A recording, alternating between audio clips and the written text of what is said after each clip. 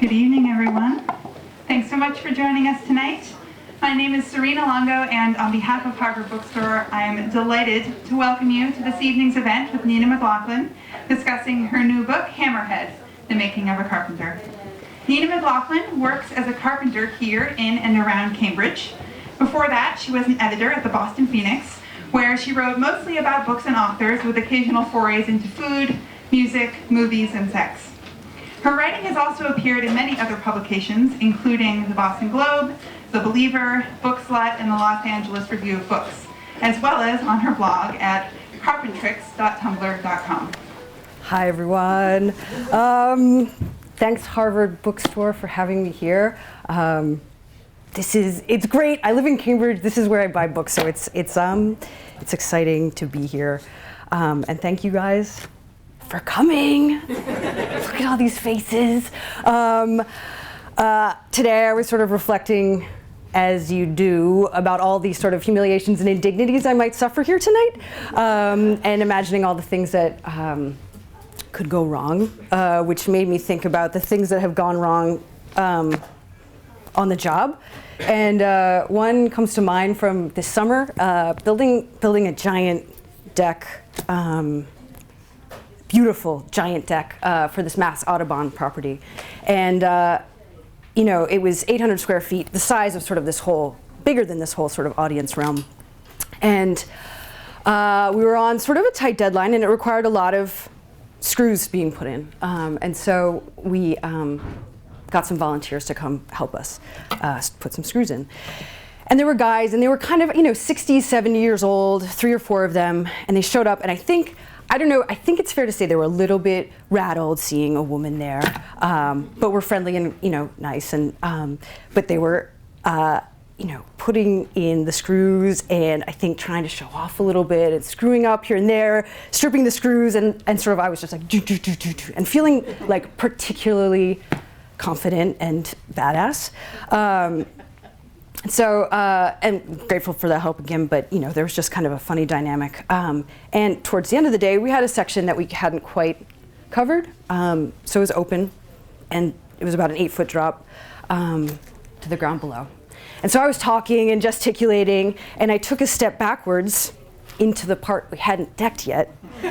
And Mary, my boss, I have this sort of vague recollection, it all happened very fast, took this sort of leaping pounce, half catch, half shoving me away from the hole. So I crashed down to the ground, bruised my hip. And when I realized that I hadn't broken a leg or fallen to the ground, I looked around these guys' faces, and they were concerned, but also I think a little relieved. So that, it was one of those moments that I'd wake up kind of cringing and blushing and just God damn it, I wish I hadn't fallen in that hole. So I'm gonna read a few parts, quick parts, because I think it's maybe more fun to talk afterwards. Just to give a minute of background, I used to be a journalist, and now I've been working as a carpenter. For my boss, Mary, who features heavily in this book. So this first chunk I'm going to read. When I left my journalism job, I had really no clue about what I was going to do next. I had this sort of vague crave of wanting to do something kind of tangible, but really no sort of sense. And found this ad on Craigslist saying, carpenter's assistant sought women strongly encouraged to apply. And so this is a little bit about having just applied for that job. 4 days after applying for the carpentry job, 4 days after sweeping the thought of it out of my head, I got an email back from an anonymous Craigslist-generated number. It was a woman named Mary writing to say she was contacting 40 of us who'd applied for the job out of more than 300 responses she'd gotten in the first 18 hours of posting her ad. Sign of the times, she wrote. This was hopeful. I'd made the short list. I let that settle for a moment. Before I realized that 40 people was still a lot of people, and I still only had enthusiasm and a work ethic as quasi-qualifications. I kept reading. She explained a bit more about herself, about the job and what she was looking for, straightforward as a 2x4 to the side of the head. I'm a 43-year-old married lesbian with a 10-year-old daughter, she wrote. She'd worked for herself for a few years, and before that had worked for another contractor. I like to think of myself as a journeyman-level carpenter and a slightly better tiler, she wrote. I didn't know what this meant, but I liked the sound of journeyman. It brought to mind wandering carpenter, tools slung over her shoulder, traveling place to place, building and fixing, humming away in worn-in work pants, a smile on her face. It got better. She described the traits she was looking for. Common sense is the most important thing. Next is lugging crap. You must be able to. I gripped my left bicep and felt the muscles swell as I flexed. I can lug crap, I thought. I can absolutely lug crap. I thought of moving couches and tables out of various apartments, hauling boxes and boxes of books up and down flights of stairs, tools, supplies, whatever she wrote of what we'd lug. And common sense, sure. My judgment was sound enough. I'm not the most practical-minded, but I'm a good parallel parker. I can follow a recipe. Sometimes I know what I'm going to wear the day before I wear it. Skills used will vary job to job, she explained, and jobs range from a day to several months, usually averaging about 2 weeks. And then came a list of the sorts of work that the jobs entailed in a language mostly unfamiliar. Go in, patch walls, and paint. Clear enough, I could paint, but who knew what patching meant? Put in a wood or tile floor, add trim. This sounded doable. Larger jobs, kitchen and bathroom renovations, structural work. This sounded serious and intimidating. Demo, framing, insulating, fire stopping, boarding, mudding, installing windows, finish trim work, install cabs, porch rebuilds, pretty much everything except additions and roofs. What did these words mean? Demo? I thought first of demonstrations. Framing. Framing pictures? That'd be cool to learn. Boarding? I pictured boarding houses and torture techniques and figured it was neither. Mudding. Mudding? All of it sounded mysterious and appealing. She asked that we explain a little bit more about ourselves and why we wanted the job. In my response, I tried to be as direct and honest as she'd been. I'm 30 years old, I wrote. I spent the past bunch of years working at a newspaper. In terms of carpentry, I wrote, I'll be honest, I don't have much experience. That said, I'm strong. Lugging crap is not a problem at all. I claimed a good, sensible head on my shoulders and emphasized again how curious I was to learn this stuff. I wrote about the satisfaction of putting together a good sentence, but that something more immediate, more physical, more practical and tangible appealed to me and had for some time. This is work I want to learn and do, I wrote. You would have to teach me, but I would learn fast and don't mind doing hard work. I can start immediately. I end up getting the job. And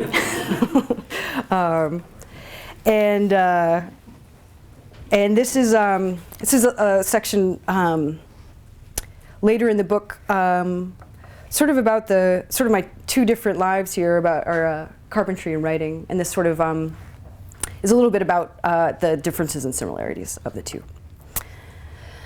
The novelist Gabriel Garcia Marquez once told the Paris Review that ultimately literature is nothing but carpentry. Both are very hard work. With both you are working with reality, a material just as hard as wood. It's true that writing and carpentry both require patience and practice, and both revolve around the effort of making something right and good. Both involve getting it wrong over and over, and being able to stay with it until it is right. In both, the best way of understanding something is often by taking it apart. In both, small individual pieces combine to connect to make something larger, total, whole. In both, we start with nothing and end with something. But what appealed to me so much about carpentry work is how far it is from words. The zone of my brain that gets activated building bookshelves is a different one than the one that puts sentences together. And what a relief it can be, not having to worry about the right word, not having to think over and over, is this the best way to say this? The questions carpentry raises are the same, ultimately. Will this work? Will this function as it should? Be strong and true? But the answers come from different rooms in my head, and it is good to exit the word room in favor of a less used realm that deals with space, numbers, tools, and materials. Much of what carpentry requires does not come naturally to me. Angles, numbers, basic logic. But with carpentry, you have a tape measure, a saw, a pencil, a piece of wood. Concrete, understandable, real in the world, each of these things made for a specific purpose. Marquez admits a few sentences later that he'd never done any carpentry himself. If he had, he'd know that a piece of wood is not the same as words. A wall is real. A piece of baseboard that hides the gap between the wall and the floor, that's real too. There's a sense of completion with carpentry that doesn't exist with writing. Words are ghosty and mutable. A measurement, a cut, sawdust in my lungs, and the piece of wood slides in to fit tight with a few taps of the hammer. It's the opposite of abstract. Measure, measure, mark, cut, nail in.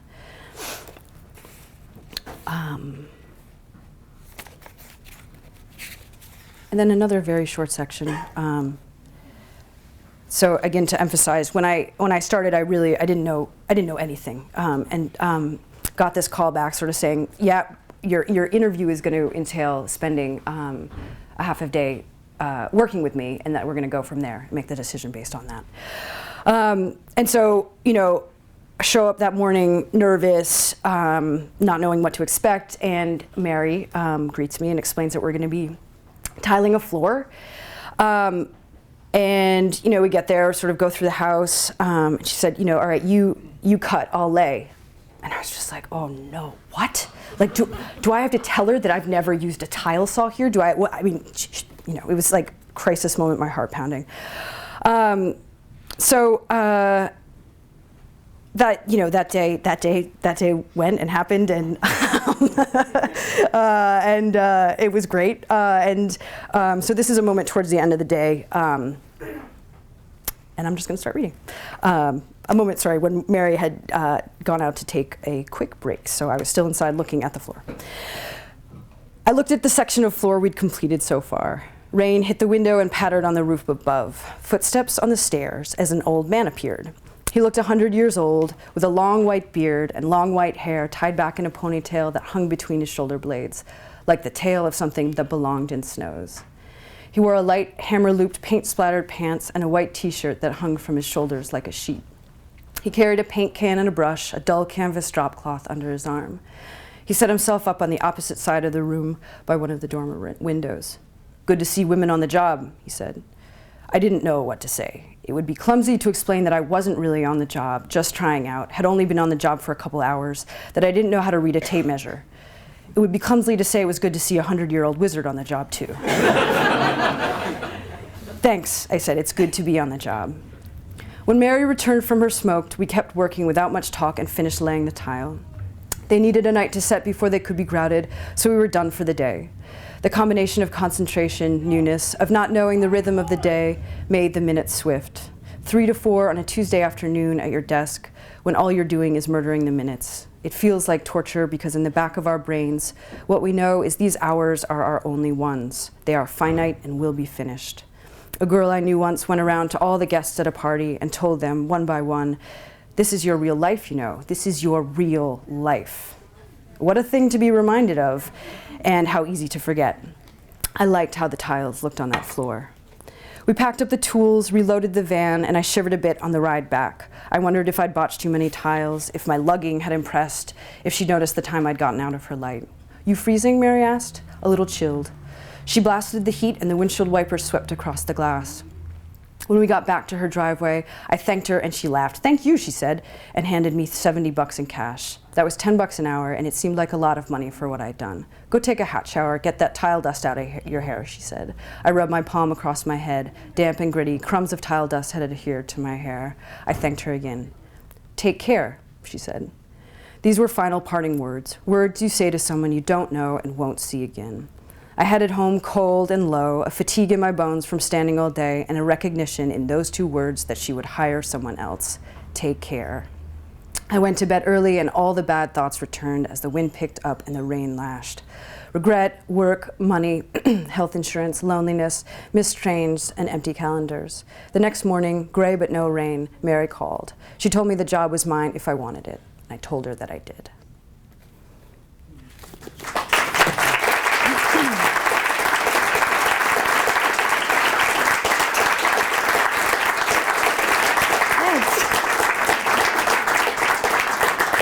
Thanks, you guys. So if anyone has any questions or wants to, wow, fast. I was thinking about right when you started. Great, give it, let's hear it. At what point in your carpentry career did you know this was going to be a writing project? About 3 years into it. Do you remember what happened? What made you decide that? Well, when I first started, the only way I knew how to learn anything was to take notes. So part of it was, that's how I'd always learned in school and college, and also as a journalist, you sort of are taking notes all the time. So I was taking a lot of notes when we were working. So I'd be like, all right, this is how you use a saw, and sort of like jotting things down. And also I was finding, besides the sort of things like how to put things together, I was also taking notes about the people that we were working with and the sort of scene and weird stuff that was happening. So I had a lot of notes from the start. I started keeping a blog, sort of, about the experiences. And the way the book actually came about was that I had written a book review that the author's editor had seen, and he sent me a note saying, this is great, great review. And I wrote him back, and I had a little link to my carpentry blog on it, as I do with all my emails. And he wrote back, I guess had looked at the blog and said, listen, if you're ever considering writing a book, let me know. And that was the greatest email I've ever gotten. And so that's how it started. So it was about 3 years in. Yeah. Wow, yes. Do you ever read any fix-it books? Time, Life, Carpentry, Time, Life? No, I really haven't. Are they great books to read? Well, they help. They help, okay. They help. I could use them then. If you can write it. Yeah. Great question. Just to repeat it, did Mary know I was writing a book, and what did she think about it? Yes, Mary knew and was extremely supportive of it. I think I was nervous that it was going to sort of change our dynamic, or things would get weird, and writing notes, and she's like, oh, is this going to go in the book, and it would affect how she was interacting or any of that, and it didn't at all.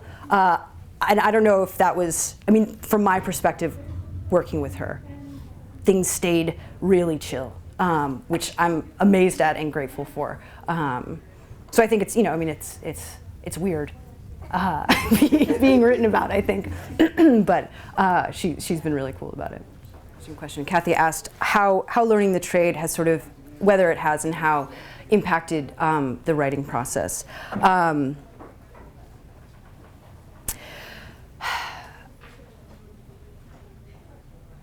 I found that the chunks of time where I was revising and working on the book, I was much crankier, much more kind of low, not very fun to be around. Whereas the carpentry work, I'd be coming home tired, but just like up and excited and calm and a lot more kind of relaxed.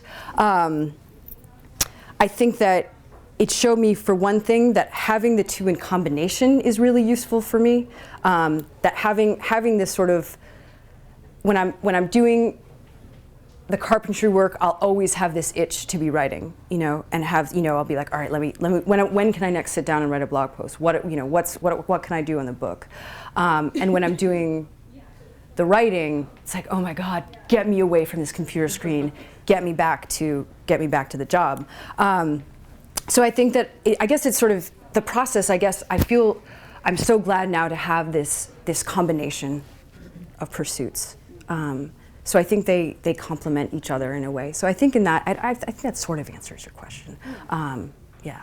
So this woman was saying that she has built her own house and got renovated her own apartment, and that it has changed the way that she sort of interacts with space, and wondering if I found that to be true as well. Is that a fair? Yep. Okay, great.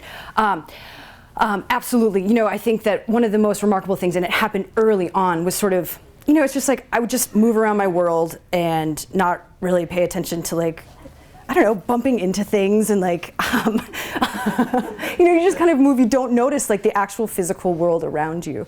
I became, like, part of it was the actual physical act of just lugging boards around and not knocking into doorways and stuff like that. So much more aware of what's near. I still do that all the time, bump into things. But sort of being aware of what's around you, and more so like, the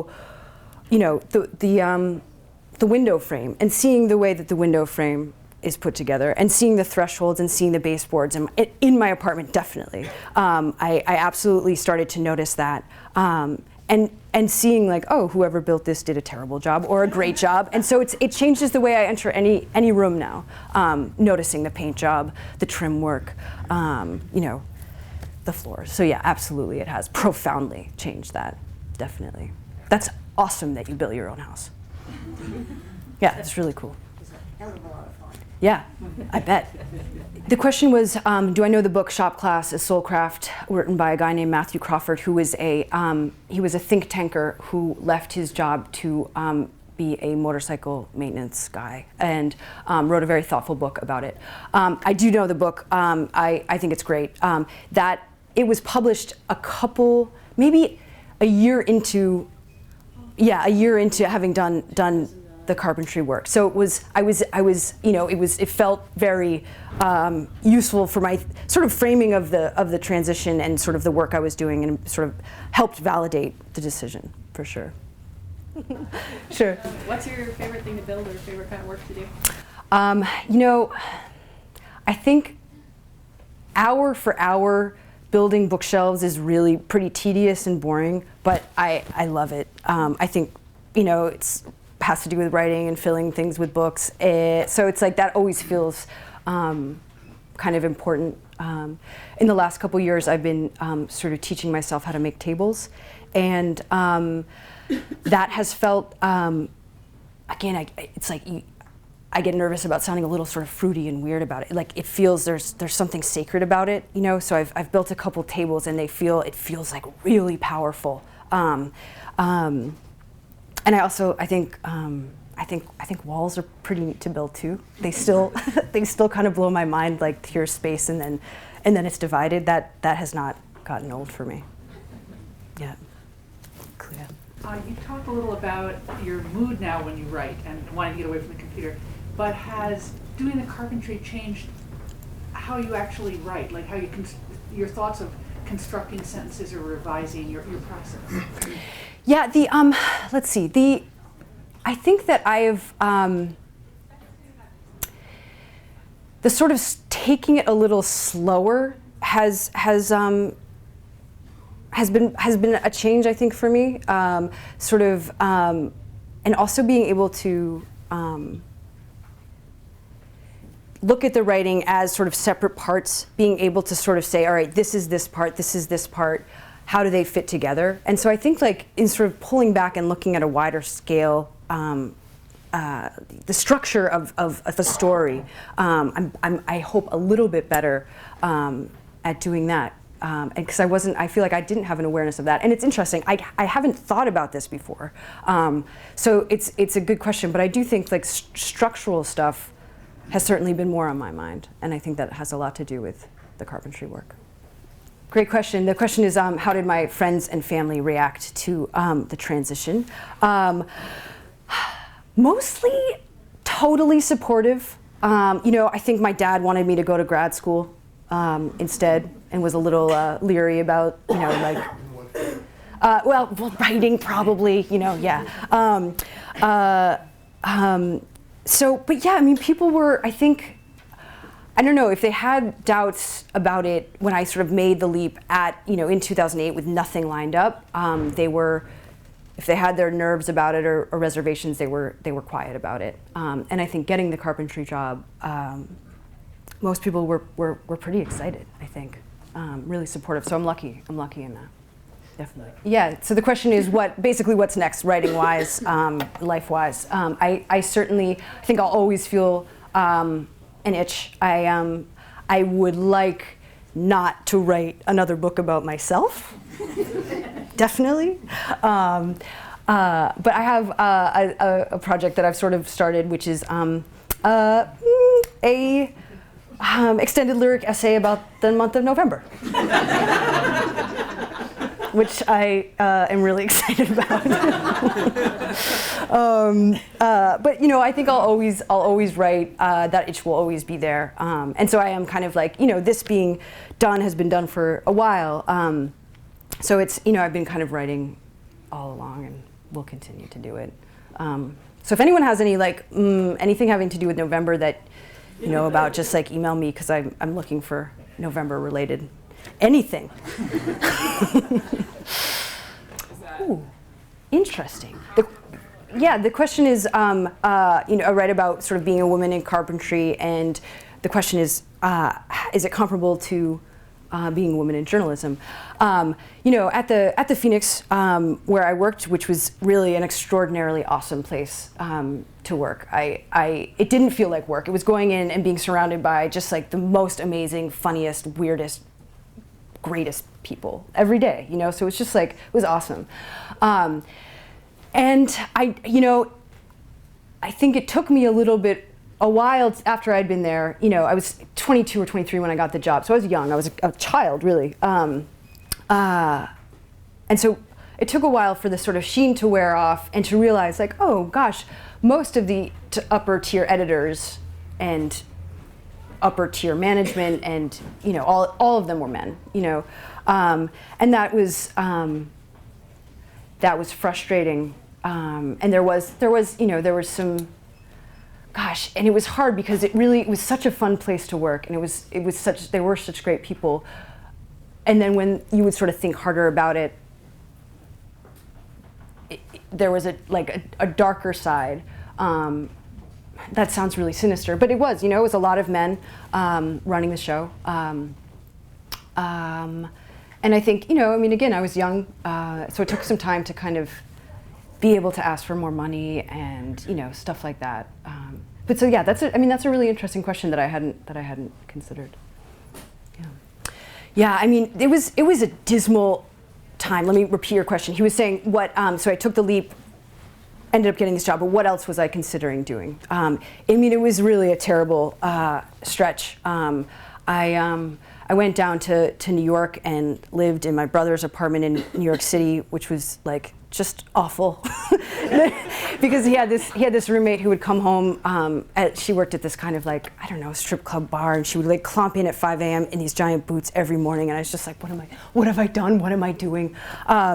So I didn't know, you know. I mean, I knew, you know, I was applying to writing jobs. I was applying to different magazines and newspapers, but this was in 2008 in like the pits of there being no jobs, you know. And I was just like, oh, I've made the worst decision. I'm never going to get employed again. I'm completely like screwed. So it was mostly, you know, again, it was sort of scrolling through the writing stuff, editing stuff, the stuff that I knew that I was somewhat qualified for, but knowing kind of in that heart of hearts that like there was some other magical Carpenter's assistant position waiting for me somewhere. Yes? Hey, how hard do you think it will be if you need to switch between carpentry jobs now and you might not find a female boss? Well, I'm still working with my boss. Yeah, so I'm still, you know, working together last couple weeks. I mean, off and on all the time. So I don't, God, I mean, I don't even want to consider trying to find another boss ever. The question is, has Mary read the book? Yes, Mary has read the book. And I was, like I sort of said before, I think that was the person I was most nervous to read it.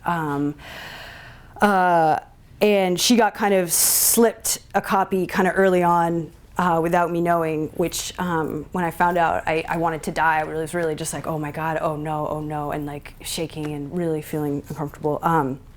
But you know, she, I hope this isn't revealing too much. She sent me a text saying, I would call you, but you know, if I did, I think I'd be crying. And so Mary's not someone who cries.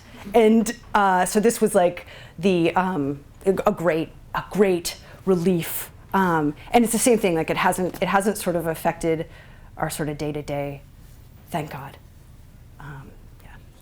Yeah, so the question was, I read a little bit about, you know, not feeling too feminine when I'm in my work clothes, and the question was whether that's changed. I mean, it definitely has. I think that it was sort of a getting used to, again, this it sounds kind of, whatever, I'll just say it, getting used to sort of being a woman in these clothes where I'm kind of dirty and like bound up and hair's pulled back. And so, I mean, kind of just like finding my womanness within that, which you know, I have, and it's kind of a relief. You know, it feels like that feels to be kind of a powerful combination. Yeah. And it turns out embarrassing to talk about. No. Yeah, good question. The question is, was in writing the book, were there parts where I sort of did I find that I was writing things and then sort of thinking, oh, I hadn't realized that that's what I was feeling. Is that a fair summation? Great. Yeah, certainly. I think one thing I found quite difficult was, we kind of dip in and out of people's lives, go into their houses, and are kind of part of their lives for a week or 2 weeks or a few days. And I found it much easier to write about these sort of strangers. We knew them for a week, 2 weeks, a month, and then we'd be gone and we never see these people again in our lives. And found it much, much, much more difficult to write about the people who are closest to me. And so I really struggled with that, and I think there's some failings in the book on that front where you have to aim the spotlight at specific places, and sort of choosing how to do that, and sort of being able to do that in a way that kind of gets at the sort of layers and complexity of a relationship or your family, all of this. I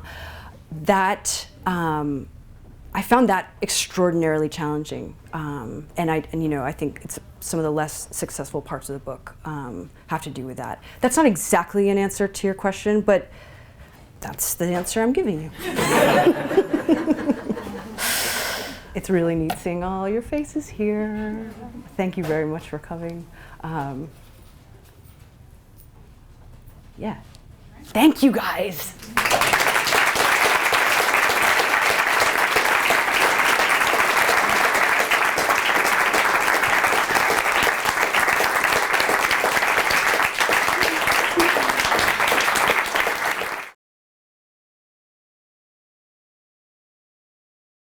The government can't make the food you consume safe, and it can't make the drugs you take safe. What it can do is force the companies that make these products to keep you safe, and that we will see much more in the security domain as well.